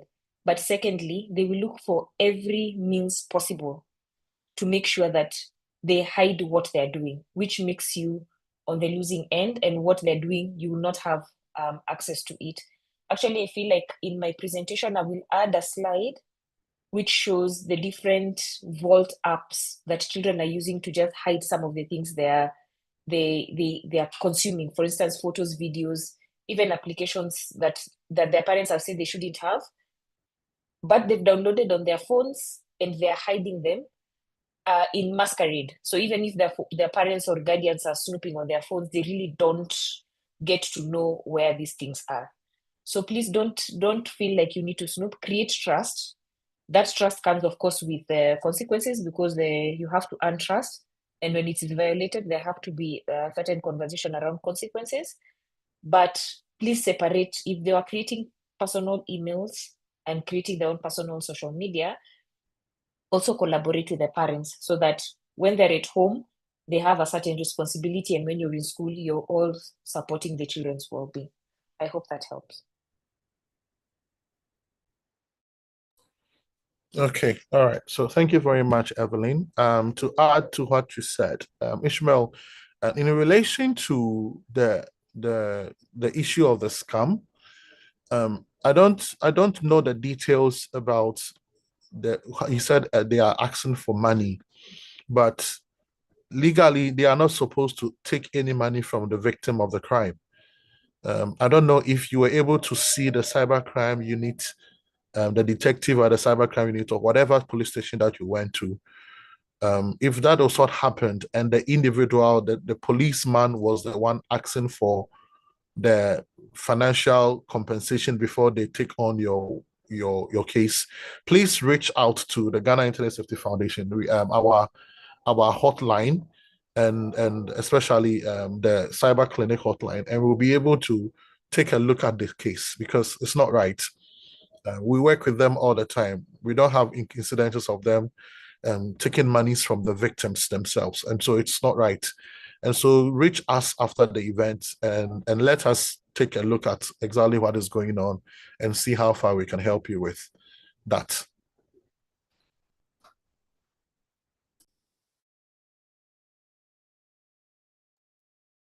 All right, thank you, Ishmael.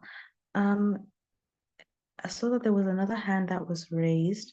Could that person, yes, Christina Dark, actually, yes, Christina Darkay. And then Percy will be next.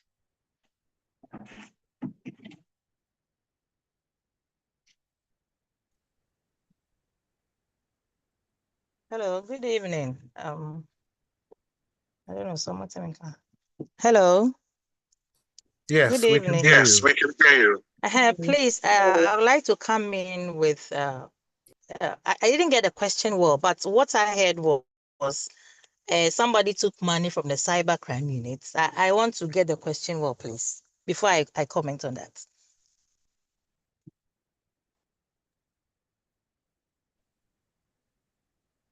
Ishmael, could you please repeat your question again? I heard the second speaker saying that I don't know if somebody reported the case at the cybercrime unit and the investigator Yes. asked. Yeah, we actually reported the amount involved is over 40,000. They are requesting over 5,000 before they can act on it, and that is what they're asking us, and we don't even want to pursue the case again. Please, which cybercrime unit did you go? Please, because that is where I work, so I want to know which investigator requested for that amount. Okay, I don't know if it is possible right after the meeting, if I can get your contact. Yes, then. I would like to. Exactly, Okay. I will do that. Then we take it from there. Okay. Yes. All right. Ms. Darkay, what you can do is you can send him a private message on the chat with your contact details for him to reach out to you. Okay, I'll do that. Okay. Sure. All right. You. Thank you. All right. Okay. Percy Namakoyamoa, you can go ahead and ask your question now. Hello, everyone. Good evening. Hello, everyone. Good evening. Yeah, good Hello, evening. we can hear you. Yeah. Good evening. My question goes to the traumatic phase when the victim goes through it. Is it possible that when the the trauma is engaged, is it possible that the victim goes like, what the hell? My naked news is out there and nobody cares, so I can go ahead and just distribute more.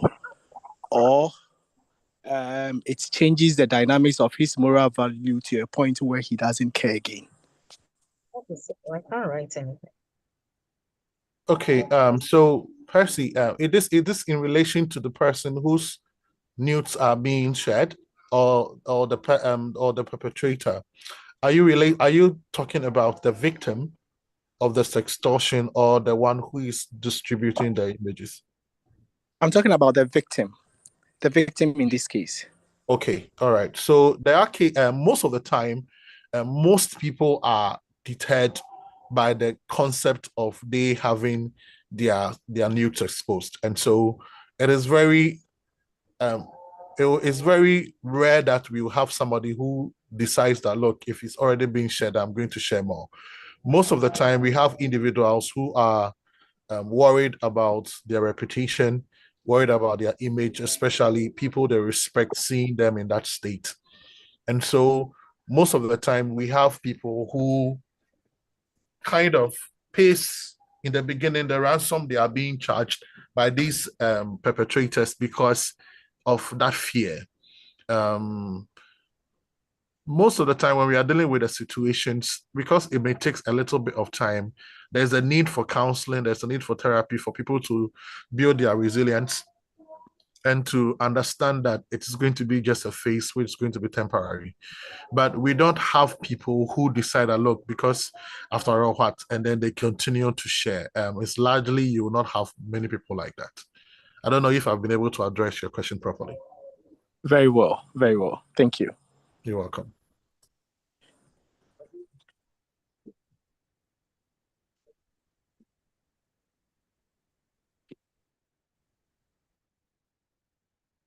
All right, we'll move to the next question from Na Adole.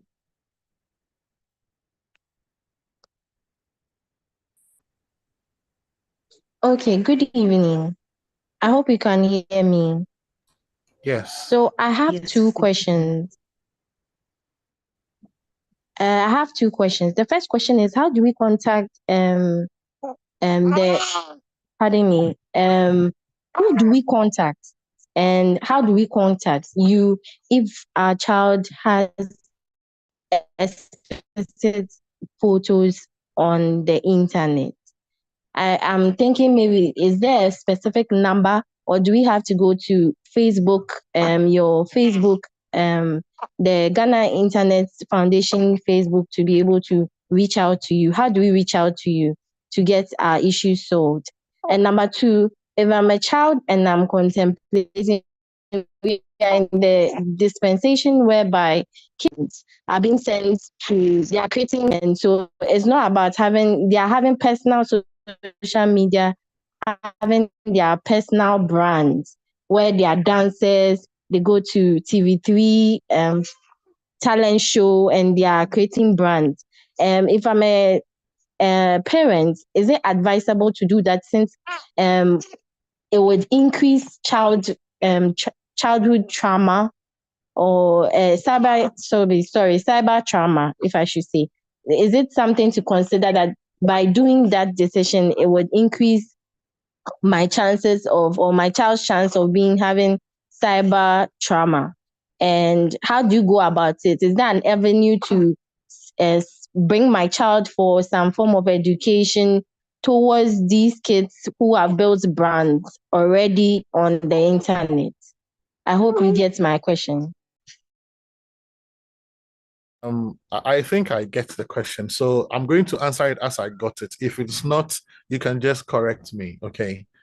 All right. So in order to reach out to Ghana Internet Safety Foundation, you can go to our website. It's gisfoundation.com. gisfoundation.com. You will have access to all our contacts and a way to reach out to us. So if there is a case like that, you can either go through us or you can directly contact the cybercrime unit of any police station that is around you or close by. Like Madam, I think Christiana said, they are always available to help. And so you can either go straight to the cybercrime unit of any police station that is up close, or you can reach out to the Ghana Internet Safety Foundation through our cyber clinic or our emergency line, and they will be able to help you and then direct you to the places that you need to. So like the website again is jisfoundation.com. You find the details. So to answer your second question, it is about managing presence, not removing presence, because whether I like it or not, like I explained earlier on, Gen Zs, those who were born after 2000, are born onto social media. That is their life. They are the digital citizens. They are the netizens. And so if you want to eliminate online time, it's going to cause a problem. And so management is the most important thing. When it comes to things that may create traumatic incidences, it is still within the purview of the parent and the child.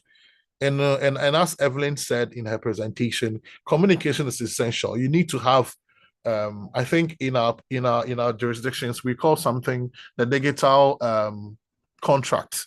You need to have a digital contract, a family digital contract that spells out our behavior online. What do we do? What we don't do? By managing interaction with the digital space, the content they consume, the content they share, you are able to eliminate or drastically reduce any incidences of future trauma happening. All right. And so it is about management and not complete elimination. You need to know if your child has the capacity to be able to endure some blowback or beat back or comments or trolling or bullying online. All right. And so if your child is on that, if the child is online, if it's a child star or whatever it is, and it has these accounts, it is important to create a lot of insulation, a lot of insulation from the badder characters online. All right. So in this case, I mean, you need to be perhaps maybe your child's manager or have a professional who takes care of the public relations part or the exposure part. All right. And so it is essential. And it all comes down to management. So you need to take all these things to consideration and see if you have the capacity to help your child walk through that phase. If not, then you need to think twice about it. And so I think that you can manage exposure. You can manage exposure to the digital space in order to reduce any incidences of trauma happening in the future or even in the present. I don't know if I've been able to clear your question. If not, just let me know. I'll try and then do better. I think hello. May I add? I think we've been able to clear. Yes, I think Evelyn. Yes, you can add. Yes, Evelyn, please go ahead. Yes. So I've seen that concern also being raised in Kenya, where minors are also earning, and sometimes it actually goes against the labor laws. So I would actually, my addition here would be, number one, if a child is going online and leaning towards either influencing products, influencing brands, or becoming quote unquote a celebrity, that should not supersede them being a child. And if it is affecting their education, it is affecting their life in such a way that it's mounting pressure, then it is prudent for the parent to put a very hard stop and see then what Samuel has said now. This child has to put a hard stop, walk on the side, and either the parent becomes the manager or they get someone professional if it is going to affect that child's growth, and especially if it is affecting their education. However, I do believe once they start earning money as minors, you really need to look at your labor laws, what they say, and how you're going to be in tandem with them so that you're also not violating that. And I feel as parents as well, when children are making money off platforms, sometimes we don't give them, give to Caesar what is due to Caesar. Sometimes we parents take that money because they're like, oh, I'm done with helping the parents, they can pay their own school fees and stuff like that. So I think there's also a bit of a conversation to have around it. But please look at how it is impacting your child's interaction with social media, how it is impacting their growth and their well-being. If it is anything that is leaning on the negative, please put a stop on it and see what best strategy you can apply so that you either bring them back or stop the interaction and see how best to bring in somebody else. But also just try as much as you can to look at what your laws, the laws of your land say. Also, I think there's something you also said around the first question. I would also say it is good that, there are institutions that can help you. However, I think when you look at the presentation I did, please go listen to that Take It Down video, because if there is something you need to do to stop the bleeding, and the bleeding here meaning distribution of content, you have that capacity yourself. Then if now you need to call, somebody like Samuel, and you want to call the police, you will tell them, I was able to do ABC. It's like you're doing first aid, and you will be able to tell the person you want to call for help, I was able to do ABCD, but I don't think I'm succeeding, or I feel like I'm wasting time, or I don't know what I'm doing. But please have skills and tools to do first aid in some of these things, so that if the people you are asking for help are not responding fast enough, you still are doing something for your child. And some of those things could be just even just calming the child down as you're waiting for the institution to come and rescue you. So I hope that actually does help. To add to what the two panelists said, the two speakers said, regarding the reporting. Regarding the reporting, as Evelyn said, we have this website, Take It Down. So when it happens like that, you can upload your child's image, the nude image, on that platform, and it will hash it. It will not take the image, but it will hash the image, and they will work on that hash details. When that thing doesn't work, you can come to the cybercrime unit. I will leave my number with Ghana Internet Safety so that you can contact me directly. Then we'll work on it for you. Thank you.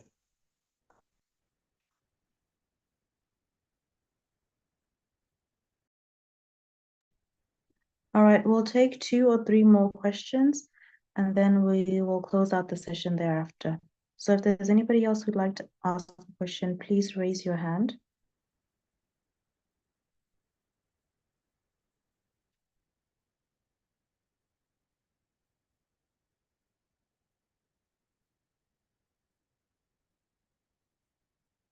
Any more questions? Okay, it looks like we don't have any more questions from our participants for this evening. So I will move on to closing out the session. I'd like to thank all of you for joining our session this evening. The presentations that we had from our speakers today were quite insightful.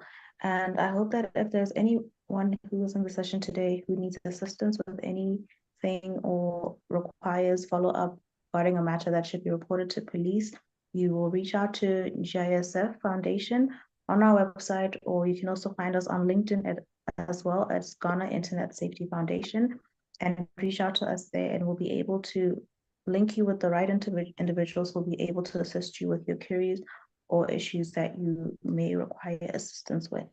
I'd like to just make a small announcement, and then I'll hand over to Christina, my partner there, who will also announce a session as well that's coming up in person. So we are conducting a post-training survey to hear your thoughts and improve on future sessions. The survey link will be sent to you via email, so I'd kindly request that you all please add your email addresses in the chat box there in Zoom to allow us to compile them and to send you the survey as well. And as a bonus, participants who complete the survey will receive a certificate of participation as well. Thank you. Please, before we If finally, you could all just please write down your email addresses. sorry to come in at this time. My question briefly is, are we going to get a recorded version of this so we could listen to again? because I think I missed Yes. a great part of yesterday. So if we can have a recorded Yes. version. Yes, Thank you. both sessions will be sent to you. Thank you. Yes. I'm grateful. I'm grateful. Thank you. All right, so if everybody could please just write down your email addresses in the chat to allow us to send the, okay. Okay, I don't know if I can shoot. Ishmael, go ahead. Sure. Speaking of closing opposition reminds me of my day in BP, though. BP debate. Please, like I told you, I teach in the senior high school. I don't know if you have an advice on best practices that I show and show in my school. Sometimes I feel like there's more I can do, and I feel like I need help. Maybe I need extra help, extra ideas, to help me manage the school, the students, internet life. Now, government of Ghana has brought in tablets, and we were one of the first 3 schools to receive some in Ashanti region. We have more than enough for each student. If each student can get a tablet, and we still have some remaining. By my initiative, now we have internet in campus, stable internet that we provide us, not the government one. I don't know if there's any other advice that you give me, because I allow them to come there, use internet, and they are always there. Sometimes I catch them instead of just using them to learn, they are watching TikTok here and there. I don't know if there's any advice that you give me so I can practice in my school. Okay, so Ishmael, since you are in Ashanti region, you reach out to the foundation after this workshop. We have some materials that we could give to you, so that it can help you with your quest to promote online safety. We could also collaborate and probably come and do an education for your students on campus. So reach out to the foundation after the workshop, and we will be able to, give you some form of assistance and some resources to make your work easier.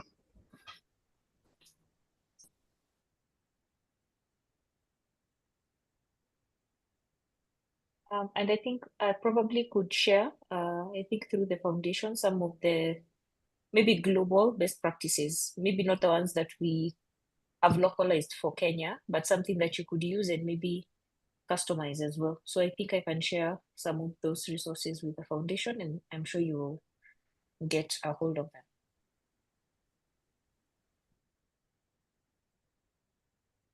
The chat here is disabled. And please, the chat But section I have, is it's disabled. That's what I'm disabled. saying. The chat is disabled. But I've put my number and the information about the cyber crime that a friend suffered on the WhatsApp platform. I don't know if that's the appropriate place I can put it. Okay, then I'll reach out to you soon. Yes, madam.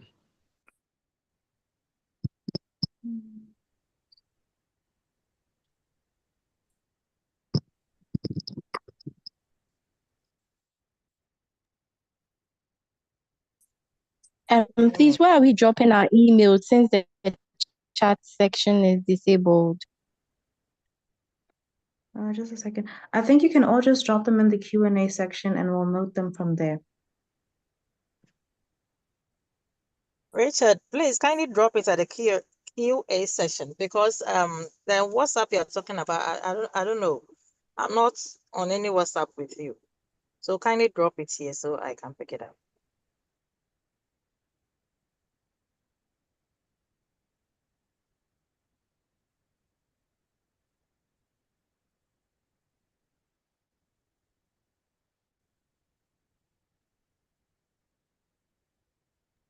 I guess the session is I've over. just changed the settings. Yes, please. Can I make my announcement now?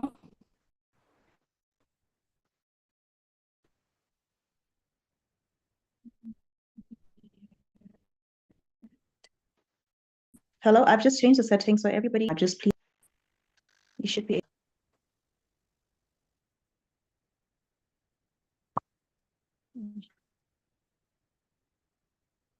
Okay. All right, Christabel, please go ahead with your announcement as well. Okay. Mimi, can I be heard? Just want to make sure. Go ahead. Okay. Good evening, everyone. I believe we've all learned a lot from tonight's session. We've had quite a few insightful sessions, yes. A quick announcement, we are excited to announce our upcoming digital parenting conference happening on Wednesday, this coming Wednesday, April 9th at 10 o'clock a.m. sharp. We'll be gathering at the Amono Neza Conference Hall located near KNUST Post site. We're going to have our partners from Presidio Garden workshop and conference. This conference promises to be very insightful, featuring a panel discussion, several presentations, and refreshments as well. These presentations and panel discussions are going to be both in English and in Twi. So if you're a parent, a teacher, a caretaker, a guardian, if you are interested at all and you want to join this in-person session coming up, you can contact me on WhatsApp or you can call me by the same number. I'm going to drop it in the Q&A section or the chat box. So you can pick my number up and contact me ASAP if you want to attend. Thank you so much. Have a lovely evening. All right. Once again, I'd like to thank everybody for joining us on today's session, and to our speakers, both from yesterday and today. Thank you so much for joining us and for sharing all the insightful and educational information to our parents, our educators, our counselors. Thank you so much. I trust that everybody, once you've noted your email down in the chat, and once you've taken note of Christabel's details as well, you're more than welcome to log off as well. So once again, thank you so much, everyone, today. I am currently 2 hours ahead of you guys, so it's about 10 p.m. my time. But it's always great to log on to these digital parenting seminars and to just hear the world of information that's being shared with parents. Like, we're parenting in a very difficult time right now. There's so much available online in terms of social media, in terms of the internet. And like it was noted by Evelyn, children are now even coming across certain careers such as social media influencers and creators. And it beggars the question of ethics and also working standards as well that we also have to contend with as parents, and just how much access and control do you want to give to your children versus how much do you want to limit them as well. So I do trust that everybody took away as much information and advice when it comes to dealing with how much access your children should have, how to limit the access, or even how to reduce the screen time if you feel that your child has way too much access to the internet, and building a relationship of trust where your child feels open to sharing these details with you as well. I personally am a parent to an 11-year-old child, and I have taken on many of these restrictions and these attempts and rather ways in which I parent my daughter when it comes to her access to the internet as well. And I would say that it helps to build a relationship where they feel open enough to share with you what they come across as well, not just on social media, but even in school.